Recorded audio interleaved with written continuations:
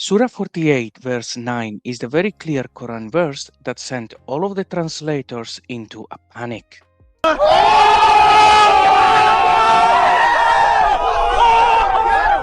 When we look at what they have done with this specific verse, there is a very different meaning done by half of the translators compared to the other half.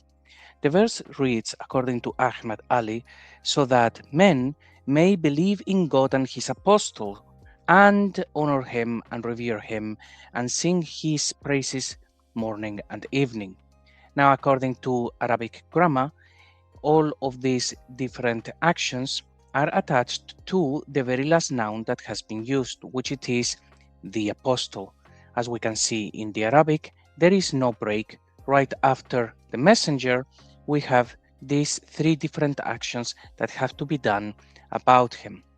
Something similar happens when we read at Ali Karai, that you may have faith in Allah and His apostle, and that you may support him and revere him, and that you may glorify him morning and evening.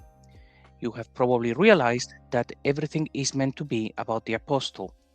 In this translation, we see that he uses small letters when he says that you may support him and revere him, and that you may glorify him, then in capital letters, indicating that that has now reverted back to Allah. But this is not true, certainly not according to Arabic grammar.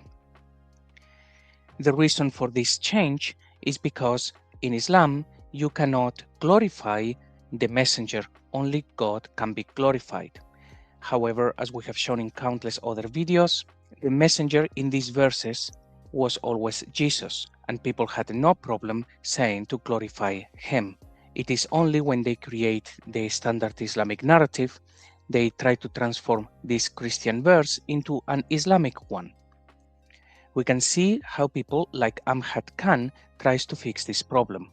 He translates this for us as, in order that you, O people, may accept faith in Allah and His noble messenger, and honor and revere the noble messenger, and may say the purity of Allah morning and evening.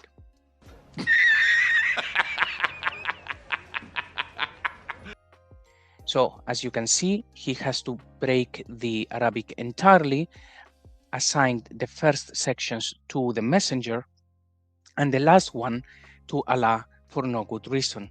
You would think that the very clear book, in very clear Arabic, would make it very clear and would actually write it in the Arabic, just like Amjad Khan has written in the English, if that was the intended meaning. However, the intended meaning is very obvious. The one to glorify originally was the messenger. I believe that it is haram in Islam.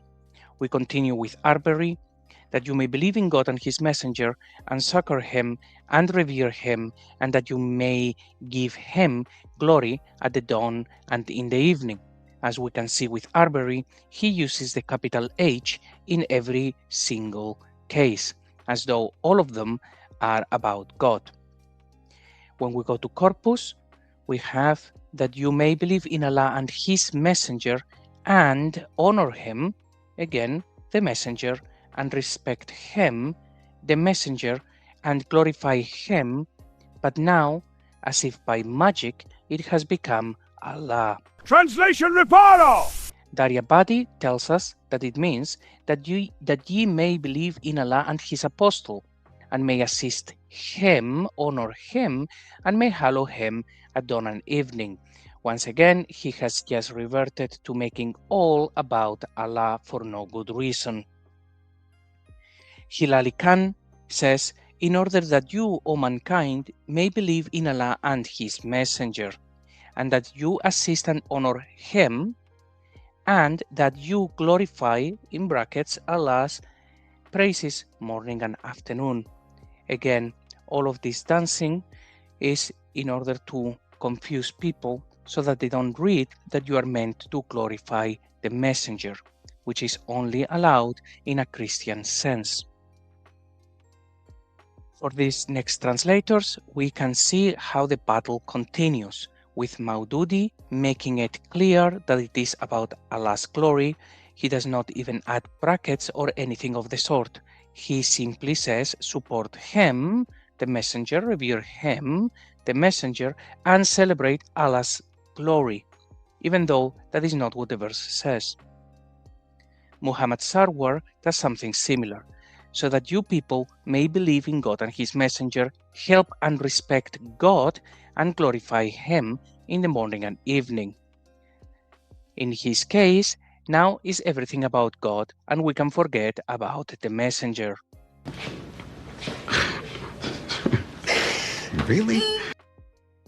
Muhammad Shakir translates this in a similar way as we've seen before, that you may believe in Allah and His apostle, and may aid him and revere him with a small h, so that's the messenger, and you may declare his glory. Now his glory is no longer the messenger, but Allah. Iqthal, that ye mankind may believe in Allah and His messenger, and honor him, and may revere him, and may glorify him at early dawn and at the close of day. Again, now all of these hymns are in capital letters. He has reverted everything back to Allah. Karibullah helps us a little bit more by saying that this means so that you believe in Allah and His messenger, and that you support him and revere him, that is Prophet Muhammad. But then the last word in the Arabic is to exalt him, that now means Allah because of magic. Al-Alitani says that you may believe in God and His messenger, and support him and honor him and praise him morning and evening. Once again, even though he has translated this correctly, all of the capital H suggest that he is assigning everything back to Allah, and we can forget about the messenger. Wahihuddin Khan says, so that you may believe in God and His messenger, and may help him and honor him, and so that you may glorify God morning and evening. It looks like he was copying from Maududi, although I think he came before it. And finally, we have Yusuf Ali, in order that ye, men, may believe in Allah and His messenger, that you may assist and honor him, and celebrate his praise morning and evening. Hopefully you can see that this verse is very problematic, hence why they cannot even decide what actions are meant to be about the Prophet, what actions are meant to be about Allah. There is only one thing that they all agree on, is that you cannot glorify the messenger, hence why they will use capital H to signify that it is meant to be Allah, or they will actually spell it out and say that it is Allah, or respect God and glorify God, or something of the sort. This is because the Arabic tells us something very different. It tells us that this is about the messenger, and that you're supposed to do these three things to the messenger. Hence why all of this rewriting of history needs to be done. If you enjoy uncovering the truths behind Quranic verses, mistranslations, fabricated hadiths, and tafsirs, hit the like button and subscribe now. And stay tuned for the next exposés. Thank you. Now, on with the show. Finally, we're going to see at Sahih International, one of the last versions created and perhaps the most popular English translation on planet Earth.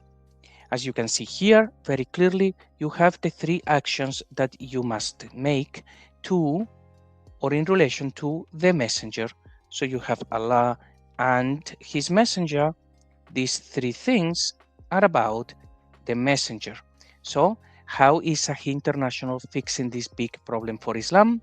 He translates this as that you people may believe in Allah and His messenger, and honor him and respect the Prophet. By inserting the Prophet where the Arabic does not say it, it breaks the sentence entirely. And exalt Allah morning and afternoon. He does not even add brackets or commas or anything of the sort, making every single Muslim who reads this translation believe that this is what the Arabic says, that you are supposed to exalt Allah, even though that is not what the Arabic says. The exaltation is just like the other two words, and they are supposed to be attached to the messenger. The Prophet is not mentioned the second time in the Arabic, as you can see, and Allah is not mentioned in the Arabic again. The Arabic is very clear, hence why it has to be changed. We can see here a couple of additional translations just done with the help of ChatGPT and Grok, and also showing Sen Murad's translation. So with ChatGPT, a final rendering translation, no smoothing or anything, he renders this as so that you believe in God and his messenger, and you strengthen him, and you honor him, and you glorify him early morning and evening. It would become very clear that all of these things have to be about the messenger. According to Grok, in order that you believe in Allah and his messenger, and you honor him, and you respect him, and you glorify him morning and evening. Again, all about the messenger. Remember how other translators, they will try to revert everything back to Allah, but others, they will make the first couple of words about the messenger, the last one about Allah, and so on and so forth. It's all nonsense. All of these words were about the messenger, and that has to be corrected because the Arabic is very inconvenient. And the translation from Murad, for you to believe by Allah and his messenger, and reprimand him and venerate him, and question mark, that is, to glorify him, by the virgin morning and pre-sunset. So we can see that the Arabic is very clear, and it is all about the messenger and not Allah. If it was all about Allah, all of the translators would have done exactly the same thing, and it would have been very clear. But the very clear verse says it is the messenger that you must glorify. Taking this out of context, it would not make much sense, but if you have seen our other shows where we have unpacked a lot of the Quran, including Surahs 7 verses 157 and 158, you will understand full well that this was once upon a time very Christian, and the messenger was Jesus. Hence, a verse like this would have made perfect sense to anyone who heard it. It is only now, because of Islam having a different belief than their original meaning of their book, that everybody gets very embarrassed about it, and they have to change it. And as we can see from the Tafsirs, they all try to explain it away. We have from Ibn Kathir, in order that you may believe in Allah and his messenger, and that you do a ziruh, or you honor him according to blah blah blah. And the next word, where this means respect, honor, and regard. And the last word, glorify Allah's praises. That is literally not what the Quran is saying. It gets just a little bit worse when we look at a tafsir such as this one on the screen. We have here at the very end that he says, in addition to everything that he's been writing before, it is mentioned that the believers must be characterized by three more qualities: that you should support him, and that is the messenger, and revere him, and that is the messenger, and that you pronounce his, and now all of a sudden is Allah's, purity morning and evening. The Quran does not say this. In fact, it commits a sin that is unthinkable in Islam, and that is to attach this glorification of the messenger when it can only be done about Allah.